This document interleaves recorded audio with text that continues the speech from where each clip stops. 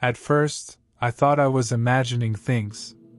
But then it happened again. People changed, right before my eyes.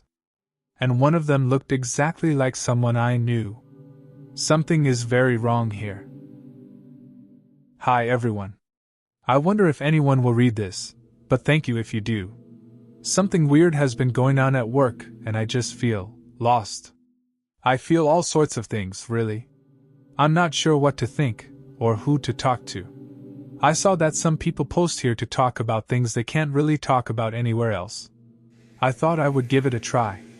I'm not the type to be very open about the irrational, so I'm not sure how to approach this. I thought about trying therapy, but they would probably just assume that I am crazy. Except this time, I want to get it out of my head, get it out there anywhere. I'll try to keep it short and to the point, so it doesn't take too long to read. Before all of this, I lived in a tiny town in the middle of fields and forests.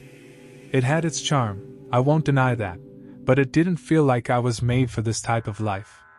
I'll be honest, I felt helpless, like I had no potential of a future there. As a high school student, there were very few job options open for us. Either we worked at one of the 2 tiny restaurants, the grocery store, or one of the 3 gas stations.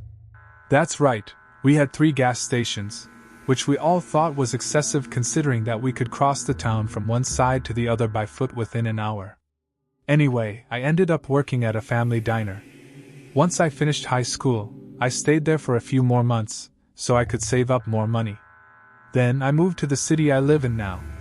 Life is very different here, 400 kilometers away from home. There are hundreds of thousands of people. It's always loud, always moving. As soon as I arrived, despite having a good amount of savings in my account, I went looking for a job. 3 days later, I officially got hired at a small convenience store. I was lucky to find something so quickly. I wasn't looking for anything fancy, really. I just wanted anything that would ease my anxiety, and my fear of having to go back home if I couldn't afford the life here. My plan was to go to college, study to become a translator, then find a job in that field. Unfortunately, after a year of studying, I accepted that I wouldn't be able to handle it.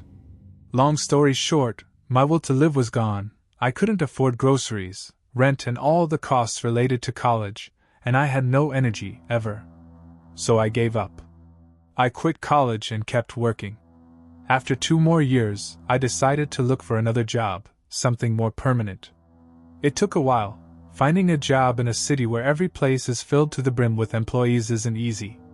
If anyone tells you, "You'll see, they're looking for employees everywhere," well, that person is full of shit. I applied to over 100 places, and only got 2 responses back. I had an interview with a clothing store which didn't lead anywhere. One night, a notification lit up my phone screen. I received an email from the Timeless Beauty Center, saying that they were hiring me. No interview, no nothing. They wanted me to start the next day. The job is pretty simple. I'm basically a receptionist for a plastic surgery clinic and for a photography studio. I know what you're probably thinking. I also thought it was weird when I got hired, but it quickly became normal to me. The 2 businesses are owned by the same woman. I've never met her, but I heard that she is your typical rich, snob woman. Not the type of person I would get along with, not the type to give me a second glance. If you come in the Timeless Beauty Center, you'll find yourself in a wide, shiny, white hallway. The walls, the floor, the furniture, it's all pure white, almost blinding. After walking a few steps, you'll then be in front of my desk, facing me. To my left, a door leads to the photography studio, and to my right, you guessed it, is another door that opens in the plastic surgery clinic. I answer calls, schedule appointments, and welcome in customers and patients. I have other tasks, of course, but I'm just trying to give you a little summary of what I do so you can understand the basic idea of my job. I couldn't tell you how skilled our photographers are, because I've never seen any of the pictures they take. I never questioned that. I don't know what the laws related to photography are. Maybe they aren't allowed to share pictures taken of people in a private studio? Our surgeons, however, are incredibly good at what they do. I mean it. The patients that come in look completely different once they come out a few days later. They can do anything and everything, to a point where it's almost creepy. I'm talking facial surgery that leaves no scarring at all, entirely changing the face shape of a person. They do hair transplants that seem so natural, nobody would guess that it isn't real. That's not all they do though. Jaw surgery, liposuction, you name it, the list goes on. For example, a lady came in one afternoon, saying she had an appointment under the name of Stephanie with Dr. Stevens. So as per the procedure, I hand her a form to fill in while I call the doctor to let him know that his next patient is here. I'm not sure what her appointment was for, since I never read people's files. It felt disrespectful, like an invasion of privacy.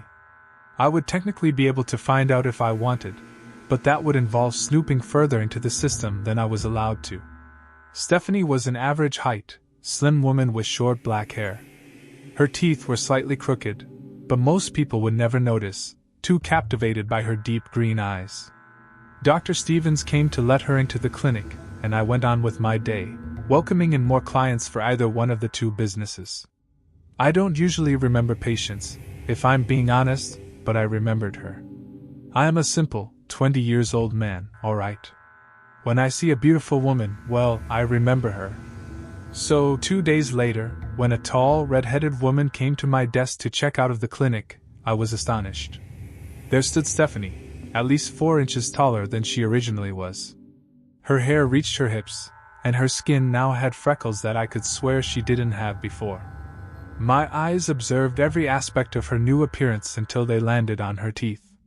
They were perfectly straight. A weird feeling settled in the back of my lungs. Did she get fake teeth? I had no doubt that Dr. Stevens would be capable of doing such a realistic-looking job, but still, it weirded me out. She looked at me with a tint of amusement in her eyes. Her eyes, they looked different. They were still green, but I promise I'm not kidding when I say that they were a completely different shade. You know that cartoonish green, toxic liquid color? It was exactly like that. I thought I was mistaken. There was no way she could be the same Stephanie, but no, she was the same woman from 2 days ago. There was no doubt, such was confirmed when her information perfectly matched the one written in the computer system. That stayed with me for a while after, honestly. I'm not the most knowledgeable when it comes to science, but that seemed impossible to me. I mean, changing eye colors like that, and height? Still, I try not to think about it too much. The surgeons are the professionals, I'm just the receptionist, I need to mind my business. Part of me didn't want to ask questions, afraid that I would be fired and without a source of income. So what if I didn't understand the lengths of surgery? I brushed the doubt out of my mind and kept on working as usual. A few weeks later, I welcomed in a gorgeous young woman. I'm talking long black hair, beautiful brown eyes decorated with flawless makeup, and a figure that would make everyone in the room notice her. I wondered if she was a model. "Welcome in! What can I help you with today?" I asked. "Hi. I'm here for my photo shoot. It's under the name of Ella," she replied with a smile, her shiny white teeth contrasting with her black lipstick. I handed her a form to fill and told her that her photographer would be with her soon, gesturing towards the waiting area of the hall. Ella took the document and looked at me, her expression changing slightly. "Are you sure you don't need my phone number?" she said with a glint in her eyes. "We already have it in our files, don't worry," I responded. She tapped on my desk with her fingers, smiling playfully.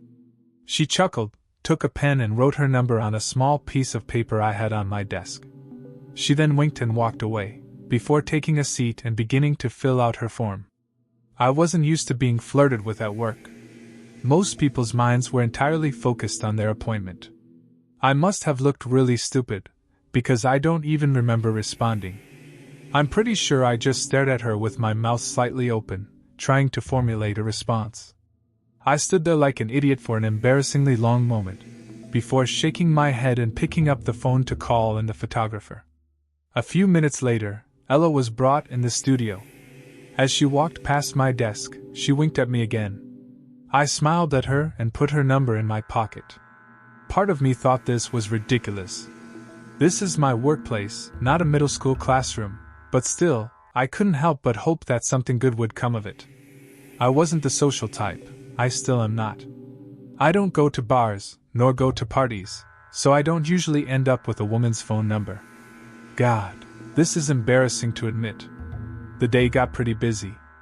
It seemed like it would never calm down, but sure enough, less and less people started coming in, giving me time to clean up and close the hall for the night.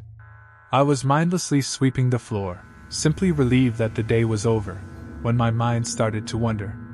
I hadn't seen Ella leave the building after her appointment. I had really wanted to make up for the first impression she got of me.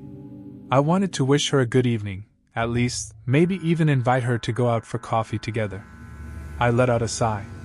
Sure, it wasn't that big of a deal, but I was still disappointed. What if she changed her mind about me? I rolled my eyes, then kept cleaning. After I finally left, I pulled the note out of my pocket and sent Ella a text. It simply said, "Hey! It's Zach, the receptionist. I thought I would see you again after your photo shoot, but I must have missed you."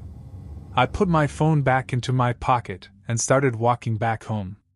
The lights coming from other parts of the building still illuminated the streets around it. It was always like this. Some employees left much later than I did, despite the reception closing at 9 p.m.